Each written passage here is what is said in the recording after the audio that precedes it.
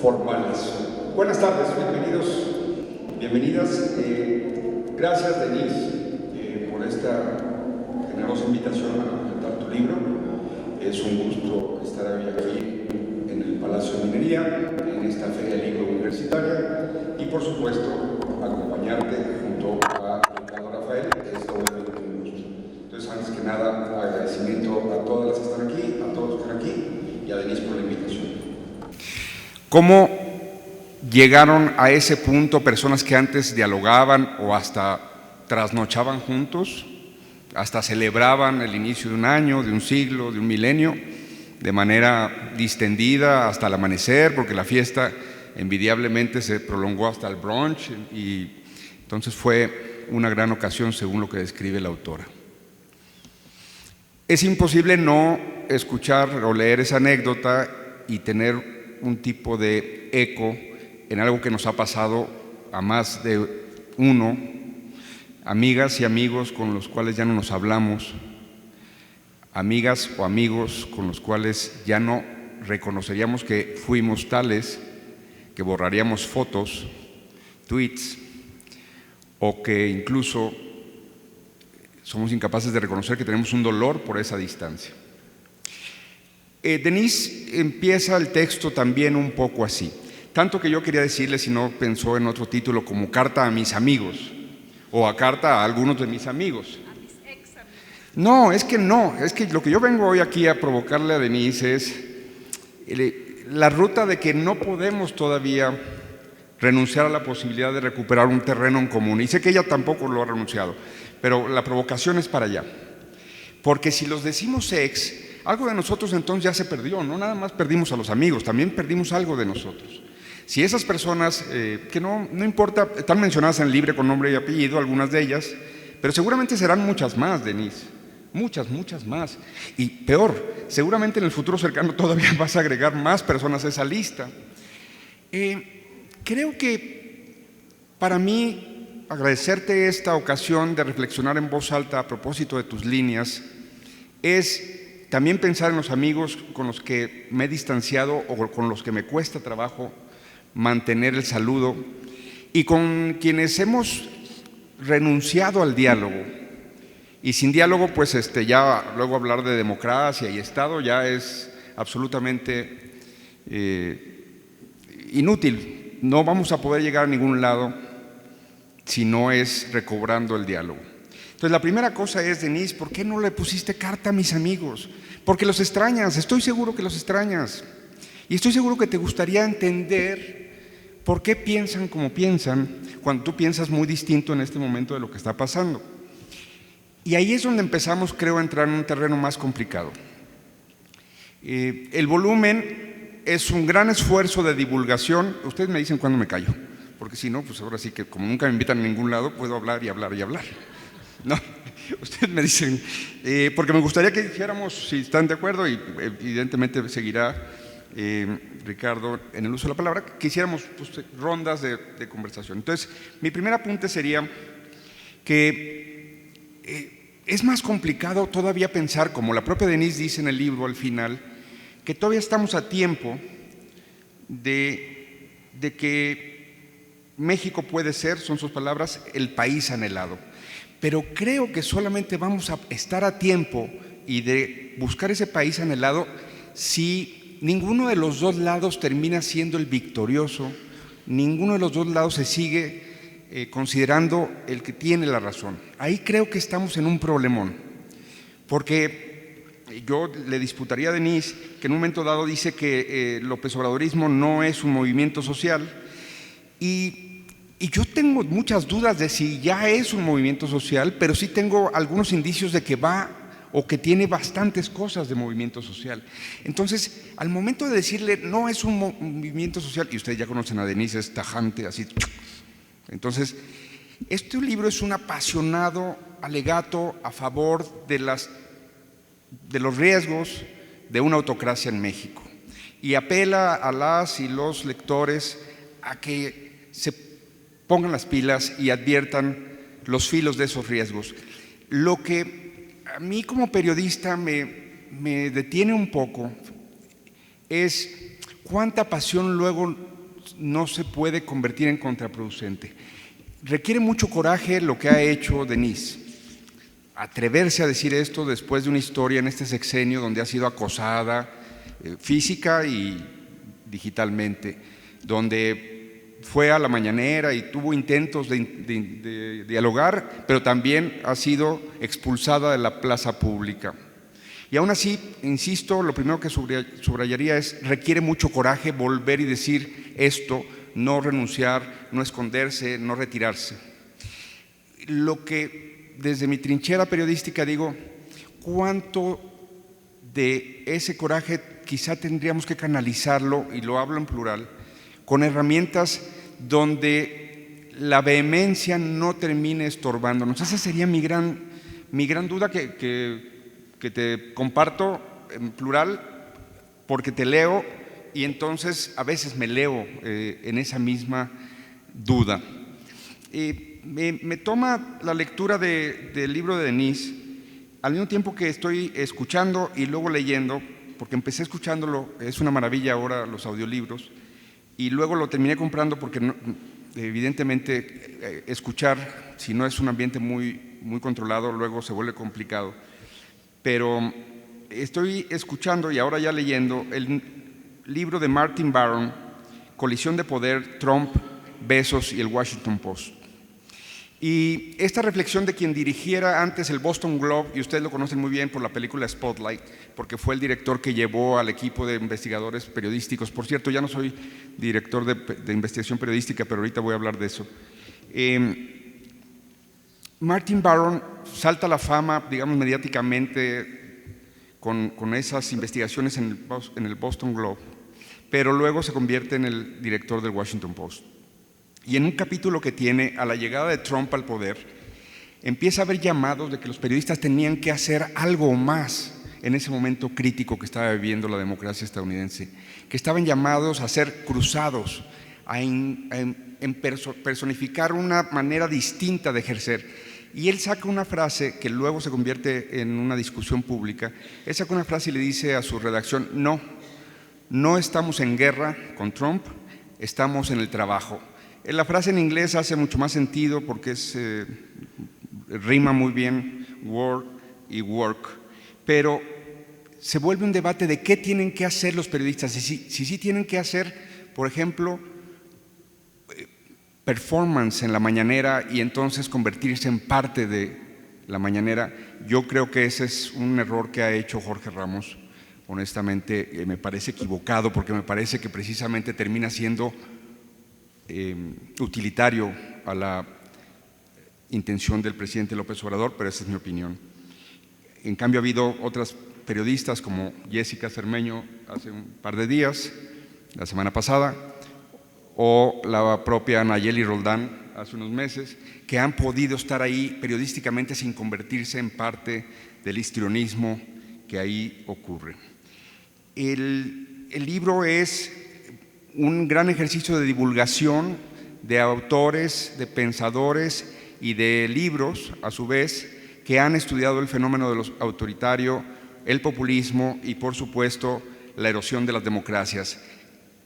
Es ese uno de los grandes méritos que yo destacaría, y seguiría compartiendo aquí mis dudas de cómo llegamos a comprender mejor lo que está ocurriendo para tratar, en este caso desde el periodismo, para tratar de darle una cobertura que tenga mejores efectos. En el caso Martin Baron, lo que él es muy puntual al recordar es: a nosotros no nos toca impedir que el candidato Trump gane o que el presidente Trump vuelva a ganar. A los periodistas les toca plantear los hechos, ponerlos en la mesa pública y que los electores tomen sus decisiones. En Mexicanos contra la Corrupción, ya que fue mencionado el asunto, cuando ganó el presidente López Obrador, hablamos con colegas venezolanas, porque fueron mujeres con las que hablamos, y les preguntamos qué para tratar de ejercer mejor nuestro papel en los tiempos que se avecinaban. Y nos dijeron: hagan todo lo que sea posible para que los vean como plurales, imparciales, equidistantes frente a una manifestación política, el partido del presidente y el presidente, o las otras expresiones políticas. Fracasamos miserablemente.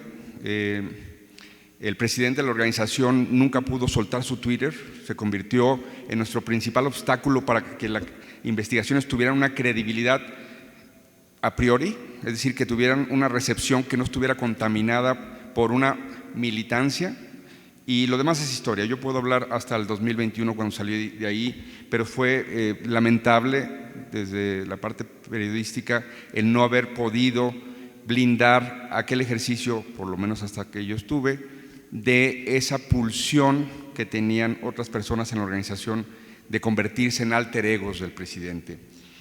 Yo hasta aquí dejaría esta primera ronda, Denise, también cerrando con una cosa. ¿Qué piensas de Claudia Sheinbaum? ¿Podrá moderar, atemperar estas pulsiones que denuncias, describes, exhibes y alertas? ¿O crees que hay un momento de posibilidad de que las contenga, las mitigue o incluso las corrija? Muchas gracias.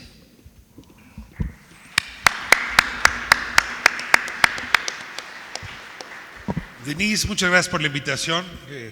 Gusto compartir mesa con Salvador Camarena. Nos toca con frecuencia compartir mesas y a ambos me han enriquecido estos años con conversaciones que se continúan a través de la lectura de este libro. Recordábamos hace unos días con Denise Dresser que hace 11 años ya me tocó entrevistarla sobre País de Uno, y la verdad es que pareciera que no ha corrido tanto tiempo, y sin embargo el tamaño de historia que ha corrido en estos 10 años es enorme.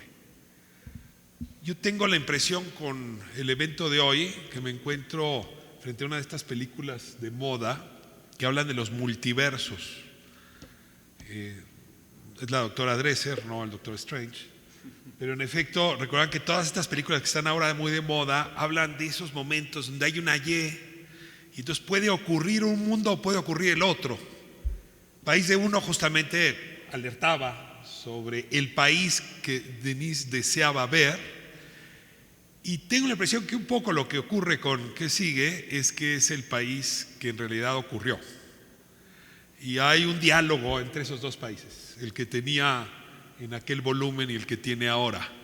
Y al mismo tiempo vuelve a abrir una Y, es decir, como cualquier buen multiverso que se precie de serlo, vuelve a prestarnos su imaginación para hablar de lo que puede ocurrir, déjenme platicarlo así, de aquí al 2030. El libro, como bien decía Salvador, está cargado de reflexiones, muchas dichas con buen tino, con valentía. Hay, como nos pasaba en la mesa con Carmen Aristegui, muchas coincidencias. También hay otras disidencias o diferencias, pero cuando uno viene a presentar un libro, sobre todo subraya las coincidencias, y es justamente ahí donde quiero centrar mi mirada. Hay al menos 10 puntos que les voy a mencionar muy rápido, donde me siento muy cómodo en la lectura del libro. La primera es, y se encuentra en sus páginas originales, es esta un poco insatisfacción que da volver a interpretar la cultura argentina, la cultura política argentina, a partir de la mentalidad de Evita Perón. Había libros enteros en la época del peronismo donde había que meterse a la cabeza de Evita Perón para entender Argentina. Bueno, en México sí ha resultado un poco cansino que si no entiendes bien la manera de pensar del señor presidente, entonces no entiendes el país. Y la verdad es que es un poco torcida esa manera de reflexionar. El personaje es importantísimo, pero deslopezobradorizar la discusión política es una cosa que por lo menos 2 veces al día hace bastante bien. Ayuda a que las neuronas encuentren oxígeno y avancen. Y este libro lo intenta, sinceramente, intenta ver dónde está López Obrador en el centro y dónde podríamos estar el resto en el centro de la política mexicana. Segunda reflexión, quizá con palabras distintas, pero voy a usar las mías. Es que Denise trata un poco de especular si la cuarta transformación o Andrés Manuel López Obrador es la causa o el efecto de un proceso en el que ya venían dando este país. Porque en efecto había una demanda política de cambio. A ver, 8 de cada 10 personas que vivíamos en este país en 2018 queríamos un cambio de raíz. Y cuando digo de raíz, cuidado con la palabra, quiere decir de fondo. Y eso lo produjimos pues nosotras y nosotros, ¿no? Hay que decirlo con claridad. ¿Qué nos tenía hasta la coronilla? Y aquí es donde utilizo el término con el que me siento más cómodo. No es el neoliberalismo, cosa que yo todavía no sé muy bien qué sea, y mire que lo he estudiado hace ratito, sino el elitismo cínico, que es una ideología. El elitismo intelectual, ¿no? Que habla desde arriba con la voz engolada, un poco en espacios como estos, ¿no? O el elitismo científico, que desconoce cualquier otra forma de expresión científica. O el político, que solamente los gandayas entienden cómo es la política. O el elitismo periodístico, que mira a Salvador, que lo ha habido y en gran peso, en gran medida. Es decir, había una sensación como que el país no era de unos, sino de unos. Y la verdad nos fatigó, y en ese sentido, sí, la oferta política del 18, que llevó a Denise Dresser a votar por Andrés Manuel López Obrador, aquí lo confiesa, se debe a que había una voz que permitía que otras voces se escucharan. Quizá no con la nitidez que hubiera gustado, quizá no con la precisión, quizá no con los temas, pero sí había una voz que hacía disonancia, rompía con el discurso hegemónico, dicen los franceses, esta lengua como de madera que repetía la política de manera cansina, tan aburrida como chupar un clavo oxidado. También hay que decir que hay cansancio de ella, y yo comparto con Salvador esa misma sensación, y yo creo que en general el país está cansado de esta excesiva polarización. Si hay un consejo que nos tendríamos que dar todos, es no volver a repetir este espacio asfixiante donde no puedo opinar porque de inmediato me ubicas en un lugar donde ni me interesa ni quiero estar, sea porque me asumes como uno de los tuyos o porque me asumes una de tus contrarias. Tengo ganas de pensar por mí, de equivocarme por mí, de ser responsable de mis argumentos sin ser estigmatizado en automático, porque no hay diálogo posible en esa lógica. Sí existe el elitismo cínico. También existe el radicalismo popular. Son como los dos polos que hoy nos mueven.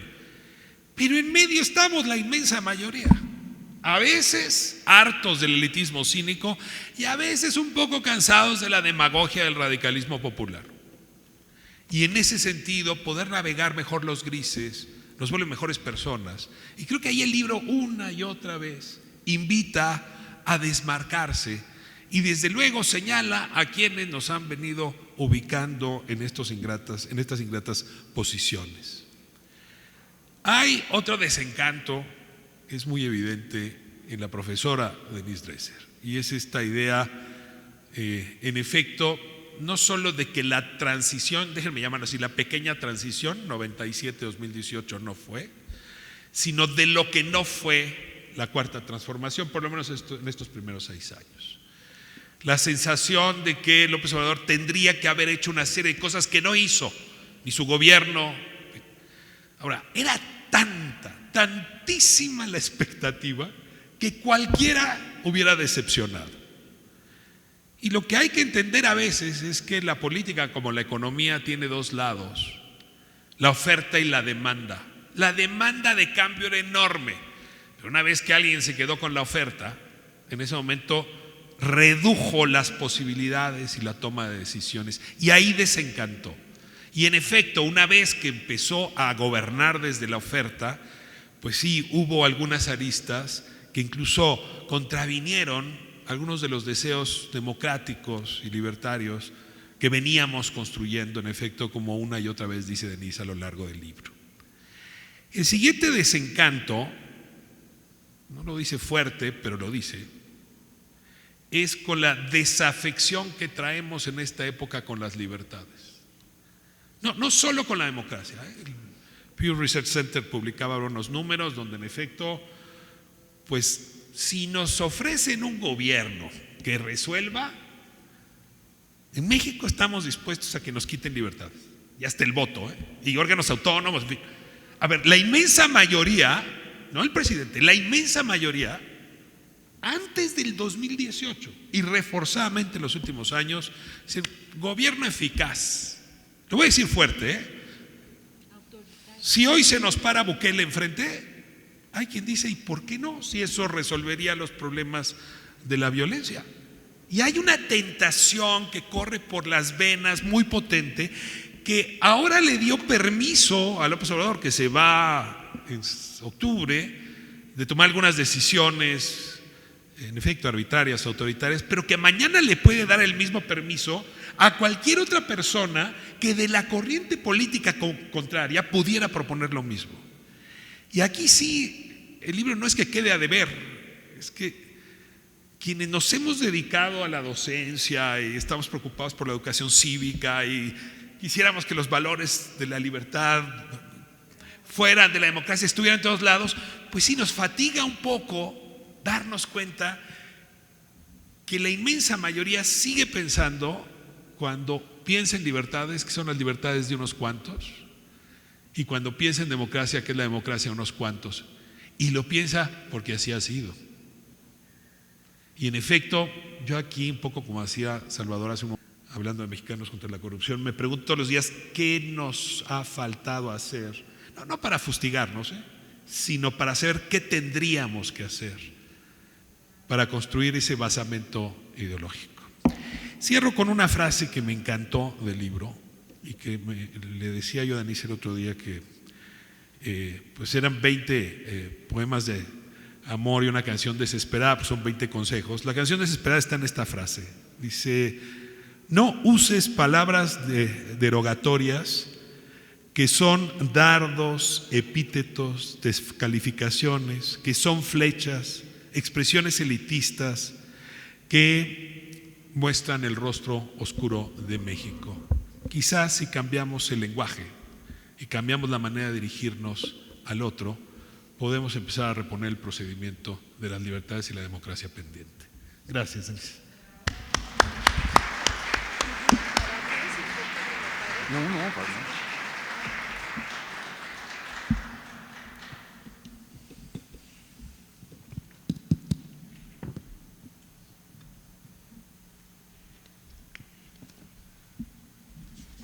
Hola, buenas tardes. Gracias por acompañarme y gracias a mis respetados y queridos presentadores, a quienes intentaré contestarles también a lo largo de mis propias reflexiones. Quizá me conocen como escritora, profesora, columnista, personaje de la radio o la televisión, madre de 3 humanos y 2 perros, pero yo este libro lo escribí como demócrata y como activista, no como periodista objetiva, ajena a la realidad, que le toca solo reportar lo que estoy viviendo, porque en esencia no lo soy. Este libro es una toma de posición, es una toma de posición frente a lo que yo describo con prístina claridad, como lo hizo Anne Applebaum en su libro, un proceso que estoy viendo en nuestro país y que se asemeja a muchos otros procesos en el mundo y tiene que ver con la erosión democrática. Y comienzo con una anécdota personal, aludiste a ella, Salvador, pero creo que define muy bien los tiempos. Hace año y medio, yo aquí marchando en las calles del centro, la marcha del 2 de octubre del 68, y marchando como lo había hecho tantos años y al mismo lugar que ha sido sede de la lucha democrática de este país, que es el Zócalo. Ahí yo había ido a protestar contra el fraude del 88, a marchar para que hubiera observadores electorales y que hubiera una institución electoral autónoma, a celebrar cuando ganó la izquierda en 1997, después de que hubo reformas electorales, a marchar para que hubiera un INAI, marchando el 8 de marzo, a Ayotzinapa, contra la violencia contra las mujeres. Yo soy 132, o sea, el Zócalo no me era ajeno. ese día iba marchando con quienes siempre marcho en esos eventos, que son las Madres de los Desaparecidos, Amnistía Internacional, Artículo 19, digamos grupos progresistas de izquierda, anticorrupción, antimilitarización, e íbamos cargando una enorme manta. Esa manta que quizás recuerden estaba desplegada una mañana en la Estela de Luz. La subió por la noche una amiga mía, cuyo nombre se mantendrá anónimo, porque si recordarán, las autoridades de la ciudad se enojaron mucho y la bajaron al día siguiente. Y después de un pleito muy largo nos la regresaron. Íbamos cargando esa enorme manta de 104 metros, llegamos al Zócalo, la desplegamos y en eso veo un grupo de jóvenes simpatizantes de Morena que empiezan a gritar: ¡fuera Dresser! ¡Fuera Dresser! Y yo no entendía qué estaba ocurriendo. Y Salvador, intenté ir a dialogar, me paré enfrente de ellos con plena disposición a debatir, porque nunca me rehúso a debatir, incluso en ocasiones cuando lo primero con lo cual me encaran es una descalificación.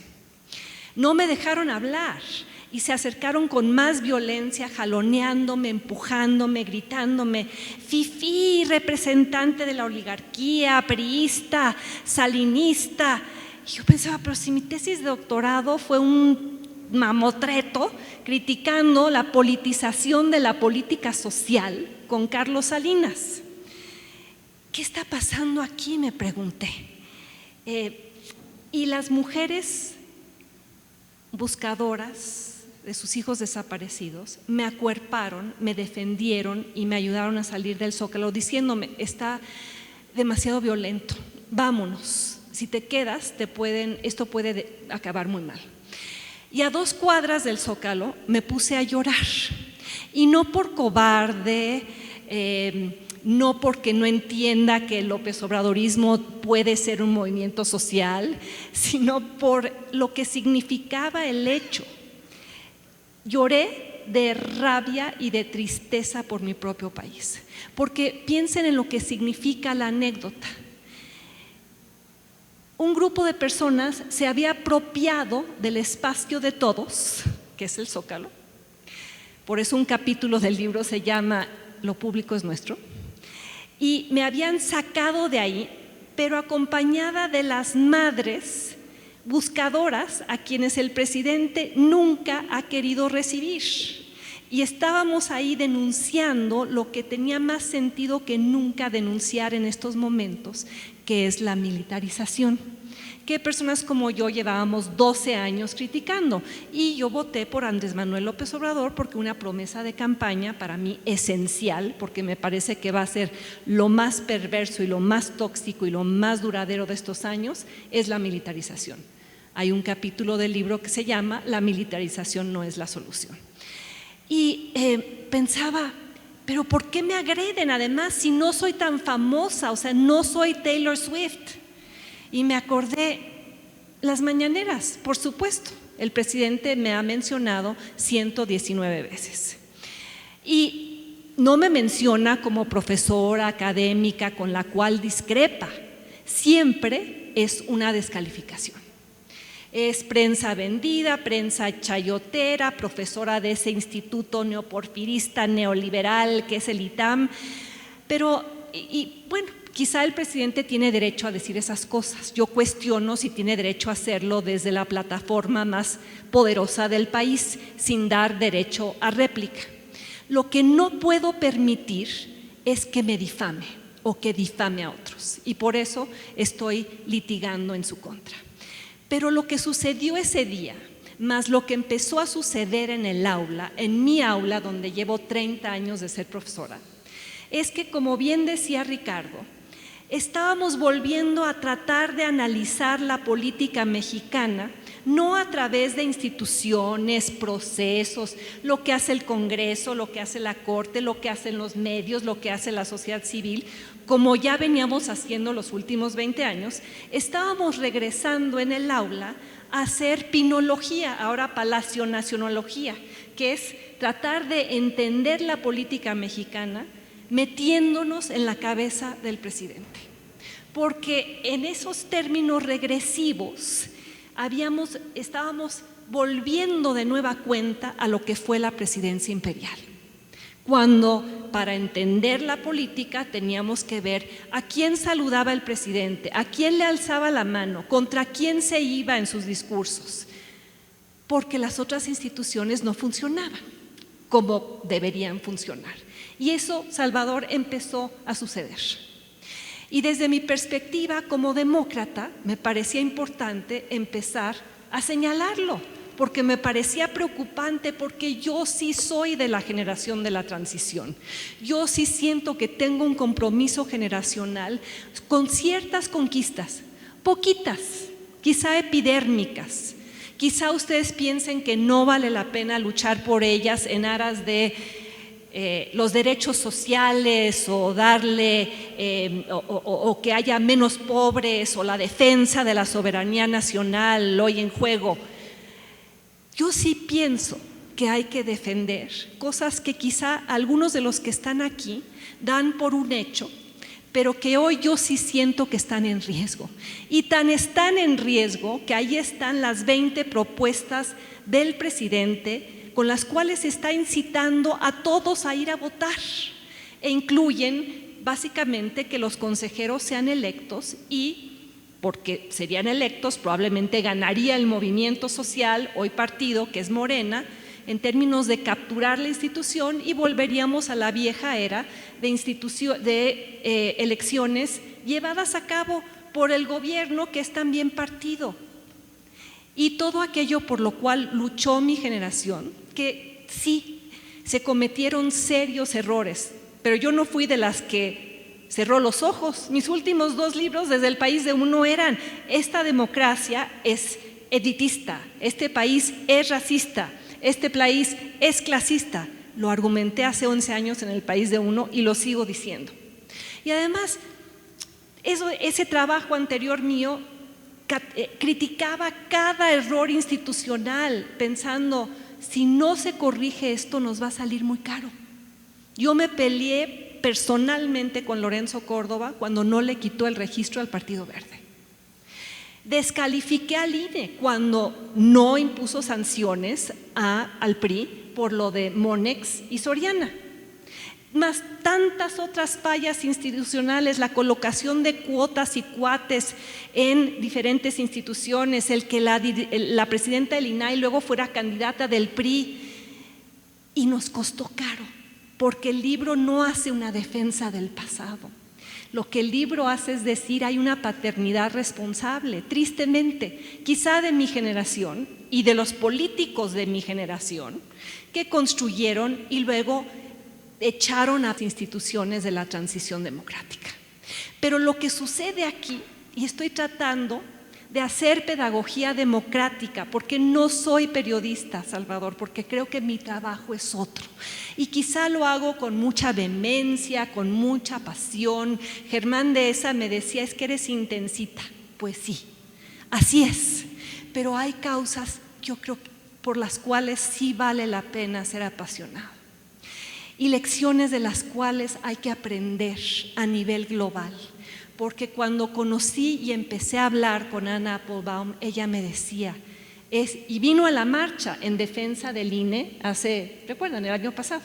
Yo jamás pensé que tendría que salir a defender al INE. El INE ahí estaba, el INE ya había llegado para quedarse y estábamos ahí marchando. Y ella me decía, esta erosión democrática la vi ya de forma casi idéntica en Rusia, en Hungría, en El Salvador, en Nicaragua, en Polonia y en tu propio país. Me dice, para mí esto es un déjà vu. De ahí nace este libro, porque ¿qué he visto a lo largo de los últimos 5 años, casi 6 años? Un esfuerzo deliberado por parte de llámale movimiento social, partido, lo que quieras, no me importa el nombre, pero de parte de un gobierno y un presidente por eliminar contrapesos diciendo que son muy caros y que no funcionan. Embestir a la Suprema Corte porque es corrupta y le pagamos las clases de yoga a Norma Piña. eliminar al INE, eliminar, esto me tiene asombrada, que la población acepte que se elimine el aparato regulatorio del Estado, incluyendo la Comisión Federal de Competencia, cuando de los poquitos logros de la transición fue crear esos órganos reguladores que llevaron a que todos ustedes, y ustedes también, paguen menos por su telefonía celular, porque finalmente se logró contener un poco a Carlos Slim. Pero los oligarcas de siempre ahí siguen, y tan es así que hay un capítulo que se llama Di no a los nuevos saqueadores y con los oligarcas ni a la esquina.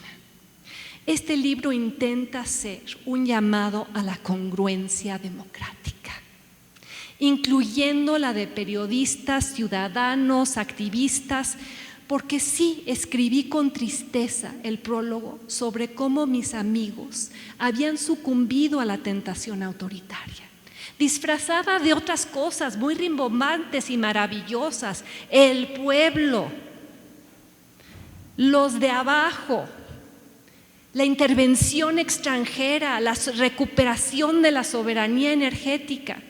Pero lo que hago a lo largo del libro es ir cuestionando cada una de esas verdades que más bien son mentiras resignificadas dentro de un nuevo lenguaje que en el libro llamo el AMLOañol, que es un nuevo léxico de nuestros tiempos, una variante del español, donde todo aquello que para nosotros tiene significado, que es división de poderes, contrapesos, sociedad. Yo jamás pensé vivir en un país donde sociedad civil tuviera una connotación negativa. Jamás pensé vivir en un país donde el presidente por las mañaneras descalificara a todos los que se le oponen como chayoteros, neoliberales, conservadores, distorsionando nuestras biografías, porque yo incluso había votado por él y habíamos compartido trinchera. Y todo esto lo atribuyo a que llegó al poder como llegó, con 30 millones de votos, lo cual recreó las condiciones políticas e institucionales que hicieron posible a la presidencia imperial. Y cuando se dio cuenta que podía gobernar así, entonces continuó. Y el poder abusivo, sin contrapesos, se vuelve más abusivo. Y el llamado de atención de este libro no es a las élites, no está escrito ni para el presidente, ni para los miembros de los partidos políticos, ni para Claudia Sheinbaum, aunque en respuesta a tu pregunta, sí hay un párrafo al final donde le digo: si tú vas a gobernar calcando a quien te colocó en el poder, el hoyo en el que estamos metidos va a volverse más profundo. Y una advertencia para Xóchitl Gálvez también: si tú gobiernas como gobernaron el Partido Acción Nacional y el PRI en el pasado, el hoyo en el que estamos metidos y en el cual ustedes nos metieron por los errores de la transición se va a volver más profundo. Pero este libro está escrito para ustedes, porque los buenos gobiernos se construyen a base de buenos ciudadanos. Y cuando reflexiono sobre los errores que mi generación cometió, no hicimos pedagogía democrática. No enseñamos por qué importa tener contrapesos, por qué importa que el presidente tenga contenciones y no gobierne como se le dé la gana, aunque sea en nombre del pueblo, porque eso yo ya lo viví. Yo soy sobreviviente de la crisis del 76, del 82, del 89 y del 94. Y aquí este libro está escrito con la clara idea de construir ciudadanía para evitar una regresión democrática, porque México no es ni debe ser una teocracia, ni una tribu, ni cualquier sistema político que acepte incuestionablemente la palabra de su líder como ley. Ni debemos aceptar que se nos mienta en la mañanera haciéndonos creer que hay otros datos que nadie encuentra. Ni debemos permitir que se nos arrebaten libertades, aunque no las apreciemos. Y por eso el libro concluye advirtiendo, como lo hice en El País de Uno, que no va a haber alguien más grande, fuerte, poderoso, que descienda desde las alturas para salvarnos de esta regresión. A cada uno le corresponde llevar el anillo a Mordor, y ese anillo es el mismo que vengo señalando desde el 2012. Y los viejos problemas que el presidente heredó, muchos que debió haber encarado, los exacerbó y los profundizó. Yo diría el capitalismo de cuates, la corrupción, la militarización y la falta de una democracia que sea verdaderamente incluyente, representativa, y una política social donde le concedo que haya transferencias en efectivo a los pobres, pero no está creando trampolines de movilidad social para que dejen de serlo. Y no es el tema de que se le pidió demasiado. Había cosas que sí hizo bien y otras que hizo terriblemente mal, porque yo no estoy dispuesta a sacrificar mis derechos políticos a cambio de la ampliación, quizá poco permanente, de los derechos sociales. Entonces, el anillo de Mordor habrá que destruirlo, y esa tarea les toca a todos ustedes. A ti, Salvador, aunque seas periodista, a Ricardo como maestro, como intelectual, y la consigna es para todos los que están aquí, porque Anne Applebaum dice que la democracia es como el agua de la llave y que no te das cuenta que desaparece hasta el momento en el que abres la llave y ya no sale ese líquido vital. Y yo sí soy demócrata y les estoy pidiendo dos cosas: que carguen el anillo a Mordor, y segundo, que mantengan el agua de la llave abierta, porque nos costó mucho trabajo abrirla. Muchas gracias.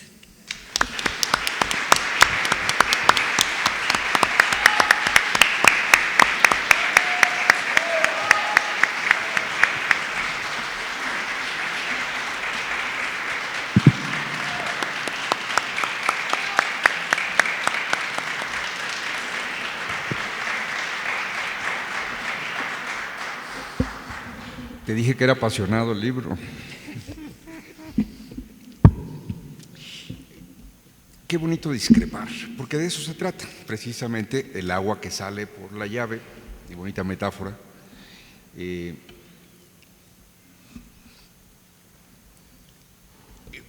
No me quiero meter en más problemas hoy, pero ahí voy.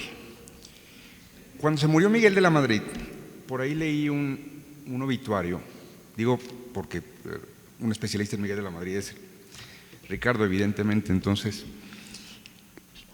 que me pareció que hacía justicia al injusto retrato que luego hacemos de algunas cosas de las personas que fueron presidentes en la presidencia imperial. Insisto, en ese orden, de las personas, no de la presidencia imperial. Porque esa necrológica ponderaba el oficio que tenía que tener un presidente en aquellos tiempos, incluso desde tantos abusos de los recursos que tenía el Estado o de los poderes metaconstitucionales de que disponía, pero que tenía que tener una sensibilidad, una responsabilidad, un carácter para cualquier decisión que tomara. Y luego tomaban unas decisiones absolutamente desastrosas, corruptas, contraproducentes, lo que fuera. Pero me pareció a mí muy importante cuando leí esa necrológica detenerme y decir,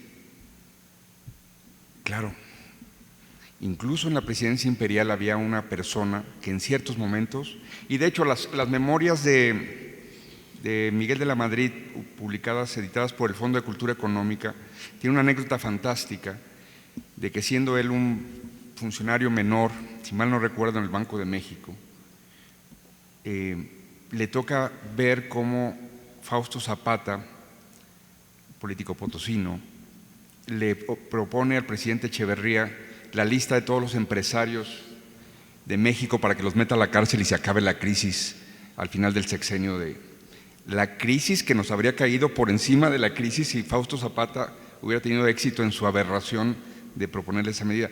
Y Miguel de la Madrid dice, si la gente supiera lo que un presidente de México llega a tener a su alcance, se iba para atrás.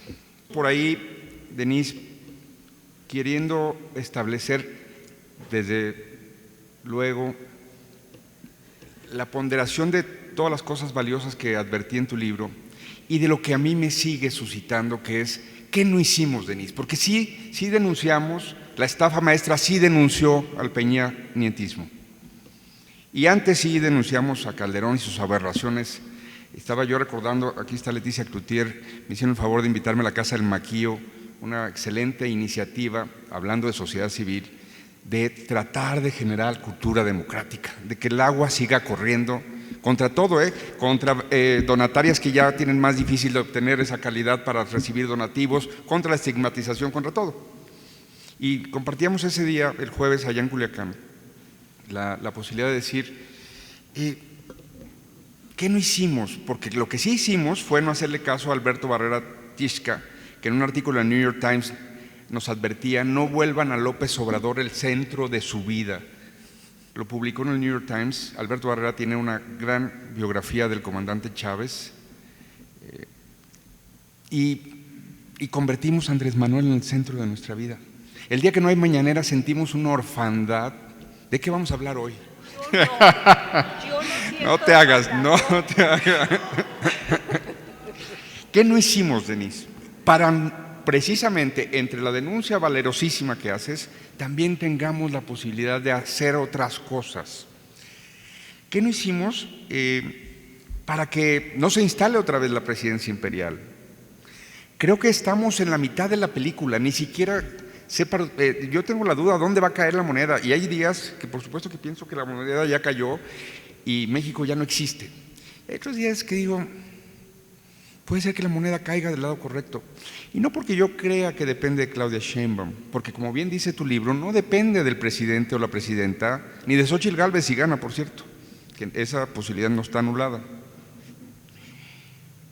Depende de cada una y de cada uno de los mexicanos que sí hagan cosas, que sí promuevan sociedad civil.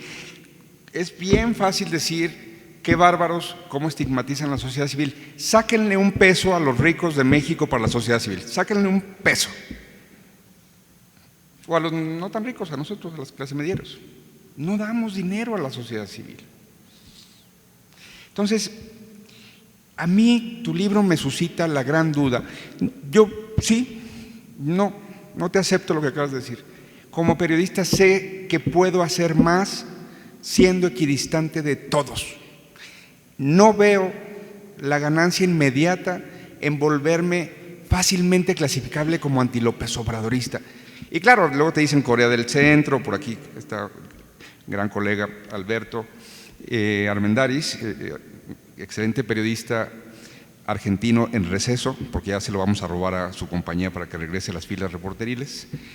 Fuimos colegas en Nueva York, él trabajó para Reforma como corresponsal y para otros diarios de su país también. Corea del Centro es una cosa que ya se decía en Argentina, que no tomabas posición frente a excesos. No, todavía no. Ya, en un minuto. ¿Qué no hicimos, Denise? Porque si vas a Oaxaca y ves los caminos comunitarios, la gente está muy feliz y no podemos simple y sencillamente pensar que están todos equivocados. Hay muchos equivocados, hay muchos que no están denunciando las tentaciones, que sí estamos denunciando los tres de la mesa y muchísimos del público, pero no está bastando para ver los peligros. Entonces, para mí, tu libro me lleva a pensar, en efecto, que hay cosas que quizá pudieran ayudarnos a entender el fenómeno, pero no veo, como tú también citas aquí a Müller, el especialista en el populismo, no veo que tengamos que ceder a la tentación de pensar que ya no vamos a hablar con los populistas, tenemos que hablar con ellos, no como ellos, bien lo reproduces tú. Pero te voy a decir una cosa, tenemos colegas, creo que valiosos, algunos de ellos sí valiosos, pero hay otro que tengo mis dudas, pero tenemos colegas que mandaron a hacer camisas y se pusieron, sí, soy F, y la otra palabra, que la palabra de 4 letras, ¿y qué? Y yo decía, ¿por qué le compras el lenguaje a alguien que quiere clasificarte? ¿Por qué permites que te estigmaticen? ¿Por qué promueves el clasismo, la división? ¿Por qué repetir esas palabras que quieren que nos identifiquen a unos y a otros. Timothy Snyder, citado varias veces, por supuesto, por Denise, y me parece que además pues, es de las lecturas que tenemos que complementar con la de Denise, nos advierte: cuidemos el lenguaje siempre. Lo acaba de decir nuestra autora. No podemos entregarles eso porque les estaríamos entregando la cultura. Les estaríamos dando la capacidad entonces de decir qué está pasando y qué no está pasando. Y al entregar eso, entregamos la posibilidad de discernir la verdad. Por eso sí me quedo en mi esquinita, Denise, y te digo, celebro el apasionamiento, celebro el coraje más que el apasionamiento, más aún que el apasionamiento de tu libro, pero me mueves a pensar cómo puedo ser más útil y me quedo más en la trinchera Martin Baron ahí, de decir, mientras yo pueda publicar investigaciones o columnas, en este caso ahora estoy en faceta columnista, donde critico por igual a Claudia y a Xóchitl, al señor Maínez no se le puede criticar por igual porque no tiene escala, perdón, ya que tenga escala lo criticamos igual. No se puede ser equitativo con factores que no han ejercido, digamos, al punto de ese reconocimiento desde mi punto de vista. Ya.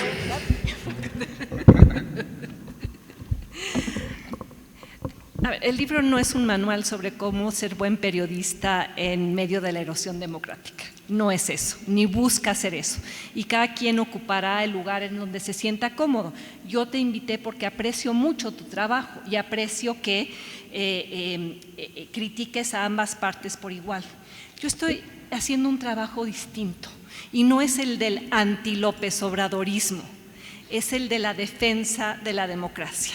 Y pónganle el adjetivo que quieran: democracia deficitaria, democracia disfuncional. De hecho, creo que yo uso con mucha frecuencia esto porque no soy de las que argumenta que veníamos de Suiza y que hay que defender el pasado. Al contrario, insisto que los errores del pasado nos llevaron aquí. Ahora, en esta defensa de la democracia, porque yo me niego a que la democracia sea resignificada como otra cosa, que la democracia signifique consultas populares o la voluntad del pueblo interpretada por el presidente, o que signifique voto popular para los ministros y los jueces o voto popular para los consejeros del INE. Esas no son las soluciones apropiadas para los problemas que nos aquejan. El presidente hizo y sigue haciendo un muy buen diagnóstico de esos problemas. Lo lamentable es que las soluciones han sido las equivocadas. Y sí, en comunidades en Chiapas, donde nunca ha llegado el Estado, donde hay un déficit histórico del Estado, ya sea por incapacidad, corrupción, los viejos vicios del priismo e incluso los viejos vicios del panismo, el que te llegue un cheque obviamente va a ser mejor que las alternativas. Pero mi visión de país trasciende esa que el presidente vende como éxito. Porque yo sí aspiro a un país donde los pobres puedan dejar de serlo. Yo sí aspiro a una política social transparente donde podamos ver a dónde se dirigió cada rubro del gasto social. Yo sí aspiro al crecimiento económico equitativo, aspiro a un Estado obviamente intervencionista. En eso Ricardo y yo llevamos años coincidiendo, tratando de defender la aspiración socialdemócrata en un país que se resiste a ello. O sea, aspiro a una izquierda que sea verdaderamente izquierda, no un priismo resignificado para parecer otra cosa. Porque lo que insisto en el libro es que yo no soy de las que teme que México se vuelva Venezuela. Temo que México siga siendo el mismo México. Un país clientelar, un país pobre, un país con enormes desigualdades, concentración de la riqueza, presidentes que se colocan por encima de la ley y un sistema de partido hegemónico que tiene aprobación social. así fuimos y no quiero regresar ahí.